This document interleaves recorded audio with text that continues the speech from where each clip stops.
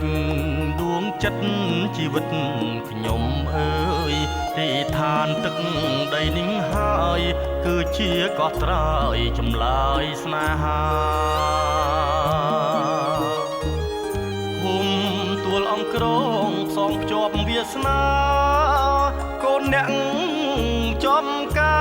រកៅស៊ូរៀមចាឈ្មោះស្នេហ៍នួនល្អងពញាព្រះចៅផ្លូវបែកជីមន់ជួបគ្នាថ្ងៃបុណ្យឡកប់គួគុណតូចតនមាសបងវត្តក្រែកសមាធិត្បូងទួលអង្គគ្រងព្រះអង្គជន្លងលួងលោមបេះដូងនួនល្អងស្នេហ៍ខ្ញុំអឃុំក្រែកអើយខ្ញុំសូមផ្ញើប្រាណរស់ក្បែរកល្យានបានថ្នមស្រីមុំអូនអើយស្មាំងចុះប្រុសមិនឲ្យយំម្ចាស់ជីវិតខ្ញុំបងសូមថ្នាក់ថ្នមព្រមបដូរសងខាចំការកៅស៊ូគួគិតខ្ញុំផងឃុំក្រែកនួនល្អងឃុំទួលអង្គរងរងចាំភ្លេងការព្រះចៅពញាក្រែកសាស័យស្នេហា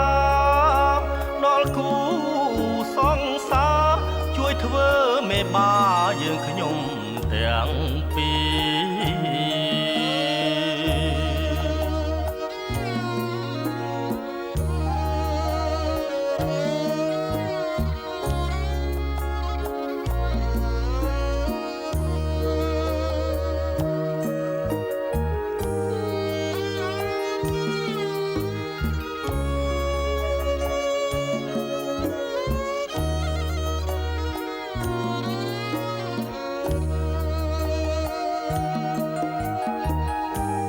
អ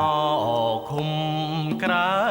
កអើយខ្ញុំសូមផ្ញើប្រាណរួមក្បែរកល្យានបានថ្នមស្រីមុំអូនអើយស្មាំងចុះប្រុសមិនឲ្យយំម្ចាស់ជីវិតខ្ញុំបងសូមថ្នាក់ថ្នមព្រមបដូរសងខាចំការកៅស៊ូគួគិតខ្ញុំផងឃុំក្រែកនួនល្អងភូមិទួលអង្គរងរងចាំភ្លេងការព្រះចៅពញាក្រែកសាស័យស្នេហាដល់គូសង្សារជួយធ្វើមេបាយើងខ្ញុំទាំងពីរ